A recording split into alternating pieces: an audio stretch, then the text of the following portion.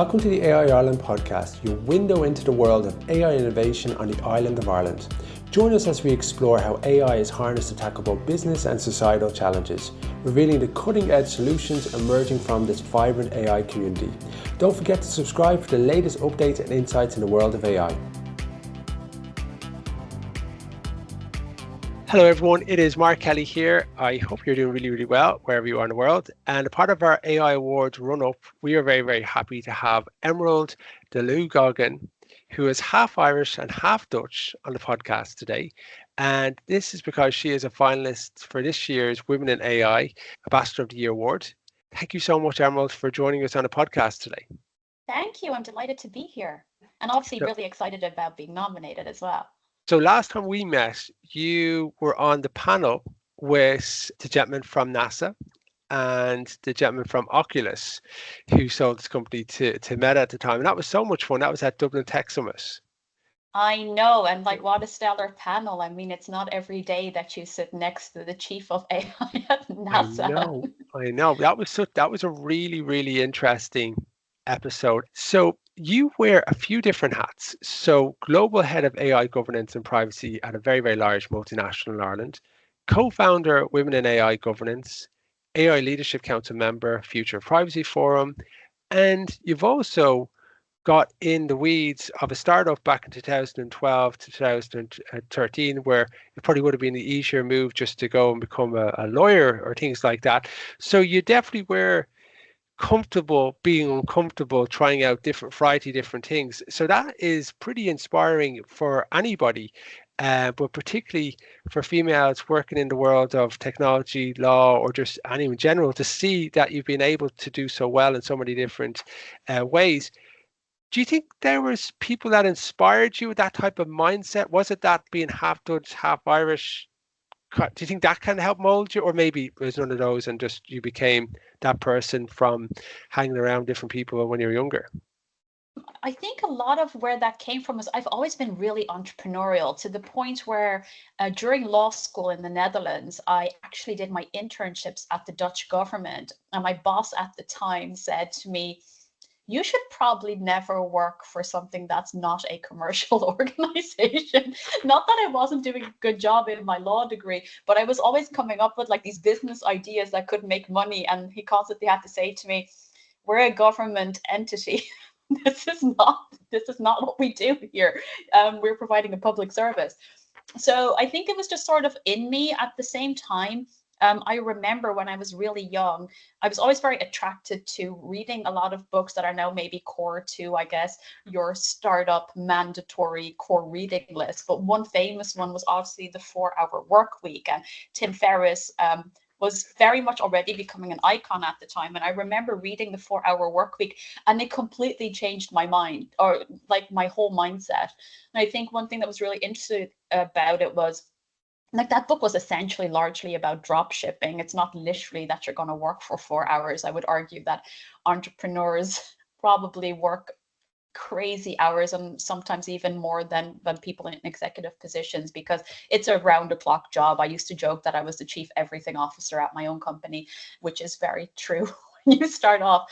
But I think those types of books really kind of changed my perception of what was possible. And when I was studying law, I very much had the intention of becoming a solicitor. But in 2012, when I was writing my master thesis, I got the GDPR handed to me as a thesis subject. And not that many people had that much time to spend on one piece of regulation. And as I was going through it, I knew that it would have such tremendous global impact, which we now all understand because of that territorial scope of the European, of the GDPR. And I was like, how do I scale myself? That was my natural instinct. And I remember in 2013, there was Cork Startup Weekend. And obviously I had moved from the Netherlands to Ireland, didn't really know anyone, very extroverted and very keen to kind of get involved and get to meet people. So I decided to participate, and I kind of pitched a rudimentary version of what my startup was going to become. And people voted for my idea. So now I had made my bed, I had to lie in it for the weekend. And I ended up pitching it to the likes of Pat Phelan, Sean O'Sullivan from SOS Ventures, I believe, was there. I'm not sure if my memory serves me correctly, but Pat was definitely there. And the judges basically didn't think I was completely crazy, but I still spent my last pennies on buying all of the course materials for my FE1s and very much going on that path of going to qualify. And I remember sitting in the Bull Library at UCC, and I was studying tort law and the Irish liability for fire. And I had moved country to specialize in e-law and intellectual property law, which was my master's. And I was sitting there going, what am I doing? Now I'm generalizing again. And I decided to cut my losses, which is completely out of character for me. I tend to finish what I start. But I said, I'm going to start this company because it was just niggling away at me. And I went back for another degree in business information systems. And I guess the rest is history, because I went on the entrepreneurial path for quite a few years after that, and went through NDRC, Enterprise Ireland, did the whole startup thing in Ireland. And I think it was really tough for the first few years. And I know you and I kind of touched on that briefly. But what ended up happening was eventually I ended up winning this big pitch competition in Brussels, which was European Young Innovator of the Year. And I still remember going to the RDS on my 30th birthday. The Irish Independent was, I think it was called DataSec, which was their conference, very much focused on the GDPR. This must have been 2017-ish. And I remember I was giving the opening keynote, and I stood in front of the RDS, and there was this big billboard with all of the speakers like Helen Dixon, and then there was me, and it said sold out. And I was like, this is crazy, because I had been at it for so many years prior to that and getting nowhere. But winning that award and kind of the closeness of the GDPR kind of started changing things for me. And since then, it has become a little bit easier. It's one of those things, I think, until you do the journey, and I'm nearly coming to my 7th year now wearing those hats, it's very hard to explain it about what it's like. So there's a lot of nervous energy, and I don't think that kind of gets go away. There's always the fear that if you're not part of making a decision or helping it in some ways, you're worried that the quality is going to be as high as it possibly can. And I suppose then working with great people within that organization and making sure that you work with good suppliers and vendors and customers, and that gives you a lot of energy. That's really, really important. But I definitely think it's a journey people should look at. But then some people don't get energy from it, and then some people do. So it really depends on what kind of draws you in, and what doesn't. What made you kind of get into governance and, I suppose, law, and which isn't the most exciting things to be involved in for general people? Now, don't get me wrong. I'm involved in the EUAI Act podcast. I kind of talk to different people in that sphere, and I find it really interesting. But if I'm to talk to somebody at a dinner party, they're not really want to be talking too much about regulation and governance. They're probably more interested in the robots from Tesla, or maybe something else that's happening with ChatGPT. That's probably got to get the interest. But I suppose it is very, very important, though, because it impacts our lives more than people can really, really imagine, right? Yeah, I think it's a great question. I think law was something I had some natural flair for, which is always helpful, right? It's all, you end up in a happier place if your natural talents, values, and what you're actually doing are aligned. Not everything about what I do excites me. That's not what it's about. It's about I want to be able to look myself in the eye in the morning and know that I'm doing something that's actually important. That doesn't mean that every micro action I have to take on a day-to-day has massive impact. But at the end of the day, there's a reason that laws in Europe are often based on European human rights law. And the GDPR is one of those examples. I would argue the European AI Act also has a foundation in that. At the end of the day, there's a reason that there's certain prohibitions in the European AI Act, things like that. And I think what's really important is knowing that your work has real meaning. And I also don't see a separation between what I do and what a business person does. I really feel like we've been sold this kind of false dichotomy that we have to choose between doing the right thing and being innovative. I think that's completely wrong way to think about it. I think it's not, I think it's a positive sum game. I think we can have tech for good while being innovative. Of course, sometimes that makes things a little bit more difficult, but those measures are there for a reason. They are to make sure that we're putting innovation out in the world that doesn't like even by accident. I generally think that when things go wrong, it's usually not because of malice. It's generally because someone missed a trick somewhere. There's a reason you put controls in place, is so that you don't inadvertently cause harm to people. And that's very much the way I like to approach it. I also see myself very much as a business person. I was an entrepreneur. I always believe very much in bringing business thinking to what I do day to day. It's also one of the reasons I did kind of like a mini MBA. It's not technically what it's called, but I did the Stanford Lead program. I finished it 2 years ago, I think, or a year and a half ago, something like that. And that's very much because I believe that you need to be part of the product team. You need to be part of the innovation so that you can bake responsible AI and privacy into the product and into your innovation, and do well by doing good. I think it's really important, and I think it's entirely Yeah. possible. Yeah, and I think there's a lot of unintended consequences with technology that you don't really see until maybe 3 or 5 years down the line, right? So some you might see a little bit sooner, but for a lot of it, it's these kind of symptoms that pop up that are actually thinking it's kind of like an iceberg effect, what happens. So I'm not even going to go down the innovation regulation, US versus Europe debate, because there's so many different, if you want to jump on a LinkedIn discussion group, you'll see all the different aspects. But how do you kind of pay attention to things that are really important, but also seeing that there's so much noise coming down the track at any one time? So how do you kind of pick the problems that are you think are the most important to spend time on, versus maybe some of the maybe ones that could be kind of interesting to go down that rabbit hole, but maybe mightn't have the most impact?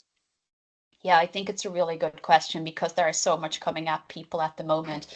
I always say to people that it's really important to be values driven, because if you're driven by your values, chances are you're already aligning yourself with quite a few regulations and things like that, and also what people might want from you, right? So I think that's often a really good place to start. And it's also something that's much easier to train people on, right? Because you can't make everyone an expert in every law everywhere. But what you can do is say, okay, these are the values we have as an organization. This is kind of how our policies and processes stack on top of those values. And this is why we are doing things in this way.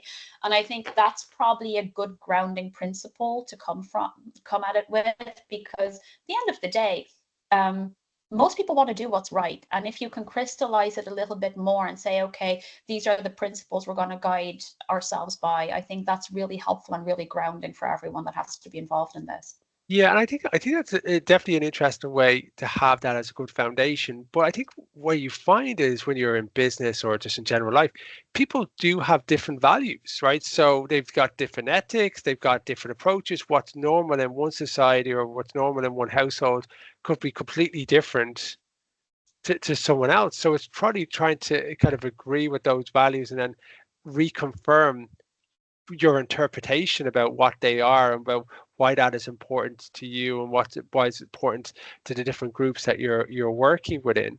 Do you find that when you're trying to get consensus across the different initiatives that you're there, how do you try to take so many different people's different thoughts process and their different ways of how they communicate to trying to actually feel like you're moving forward? Because I'm guessing there's probably so many different times where you're actually just at a standstill, where you're probably not kind of moving as quickly as you would like. Well, I think what's really important is not to treat everything as new, right? We have AI now, but it's not as if data wasn't being used by companies before, or that there weren't other parts of the business that had to be values driven. I think a lot of organizations, particularly when you look at their HR communications, things like that, a lot of companies start with their values anyway. Right. I think if you look at most organizations' websites, you'll see some sort of mission and vision, and hopefully some values baked into that. So hopefully some of that is already decided. But if it's not, and you're an organization that has to start this from scratch, I think at the end of the day, you pick your leaders across the different departments, and you'll have to sit down and articulate these, because you're never going to get everyone to be completely perfectly aligned on everything all of the time. I think that's an impossible task. But I think as an organization, no matter if you're a commercial organization or a not-for-profit, I think it's really important to stand for something, and you'll need to, as leadership, articulate what that is. And when you were, I suppose, kind of going through the different kind of education kind of areas. So it's from you got the startup side, you've got the college courses, you've got kind of your different kind of not-for-profits that you're involved in. Did you have any kind of important mentors along the way that kind of were really important to how you made decisions in terms of how you currently make the decisions? And did you seek them out, or maybe you don't have any mentors, or what's your kind of your whole thought process on that? I'm a huge believer in mentorship. And particularly when I had my startup, I was incredibly fortunate. I won't name names, but I had a couple of CEOs that were running very large organizations that were mentoring me at the time. I also had a mentor that was appointed to me at Stanford that mentored me for a period of time while I was still doing that course. And I actually think it's really important because I think it's helpful to have mentors in an organization, but I think it's also really good to get some internal or external perspective. I also think that particularly if you're going from college to becoming a leader, that's a steep learning curve. And I think particularly, and I won't speak for everyone or generalize, but I definitely suffered a lot from what I now know is called imposter phenomenon and not imposter syndrome, which my mentor at Stanford was actually doing her PhD in. So she taught me all of this. And I think What's the difference? Because I would always call it the latter. So what's the difference? I think it's a phenomenon and not a syndrome. I don't know. To me, syndrome also sounds like it's something medical, right? Whereas it's just something that seems to pop up, particularly in people who are accomplished and shouldn't feel it. I think one thing that I've learned from having these various conversations about it is very much kind of knowing that you're not suffering from the Dunning-Kruger effect, right? I think because I started in privacy, so that meant I was a subject matter expert. And I think the more of a subject matter expert you become, the more you become aware of the things you don't know, because it's actually quite broad and complicated. Even though people think privacy is this niche thing, it isn't. It's a pretty big area. I find that now that my role has changed and I'm obviously leading a department and trying to do a good job of leading a team, I think I've become more of a generalist, which has also made me uncomfortable for completely different reasons, because I feel, what am I good at now? And I think learning how to manage yourself is really important. And also learning to know when you're not the expert, because I'm a big believer in leading with humility, which is often counterintuitive to what you're told as what leadership is. At the end of the day, good leaders know when they're not the expert and know when to pull in other people. And I think that ties back really well to AI governance, because I think when I took on AI governance and I tried to become really good at that, initially I thought, oh my goodness, now I need to become an expert in computer science and I need to become an expert in this and an expert in that. No one can be an expert in all of these things. You need to become an expert at knowing when you're not the right expert. so Yeah, that you can get yeah. the full It, picture and then make the right call. yeah, it can become extremely overwhelming, because things are moving so incredibly fast too. So if we just take a step back there, how do you go and ask for mentors? Do you purposely reach out and go, I think you'd be fantastic just to guide me and help me here?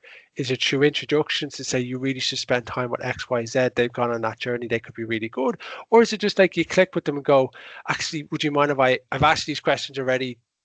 Do you mind if we formalize this? Or is it actually you're a mentor for the last 5 years, you probably don't know about it? Or is it all of the above?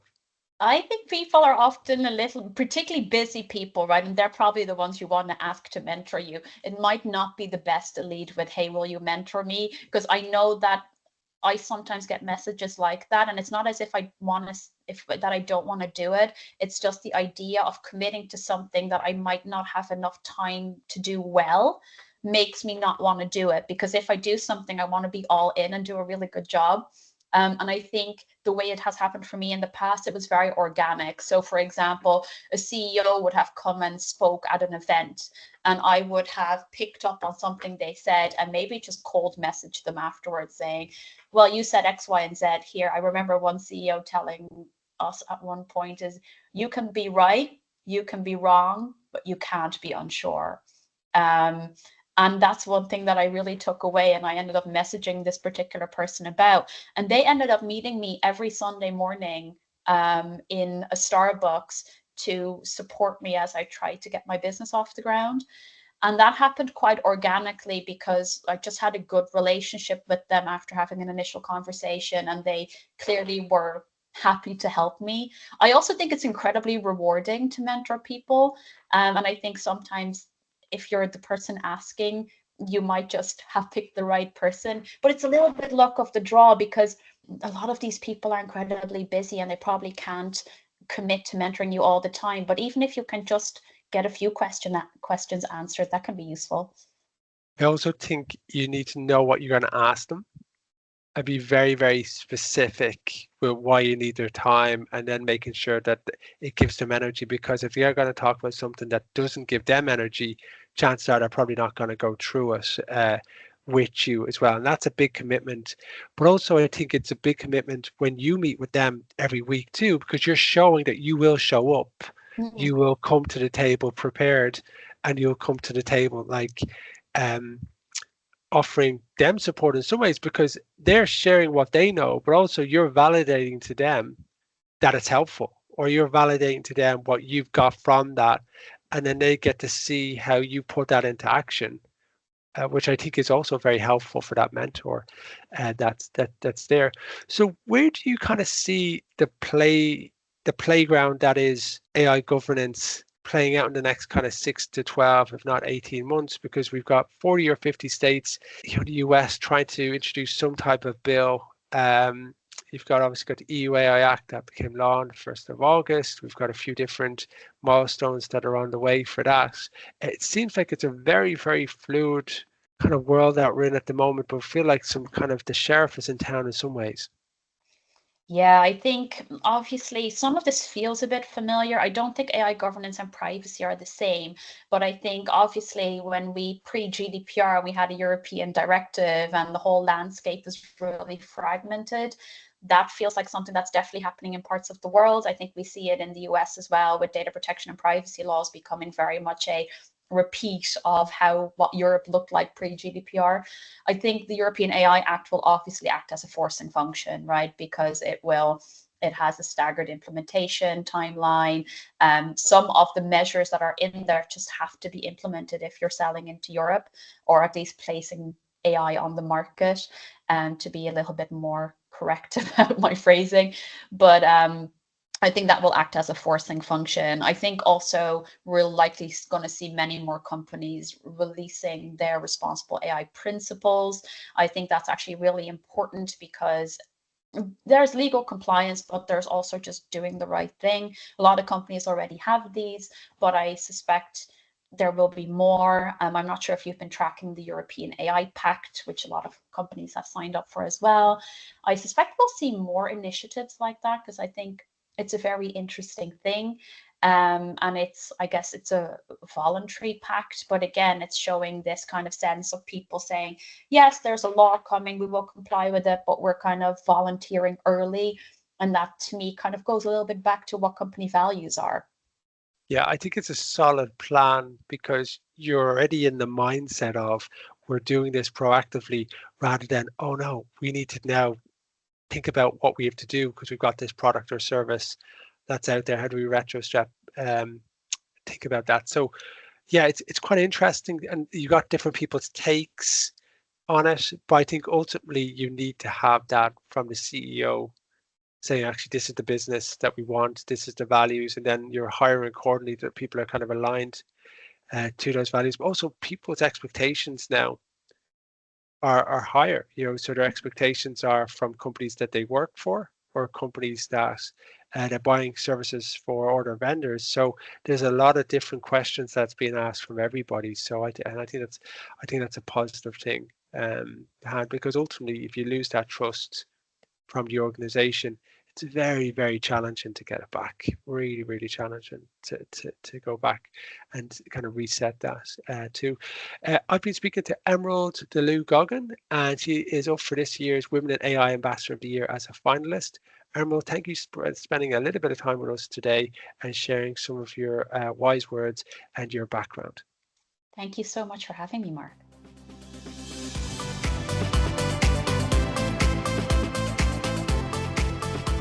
Well, it's 26th November, join us for the 6th Annual AI Awards at the Marco Hotel in Dublin.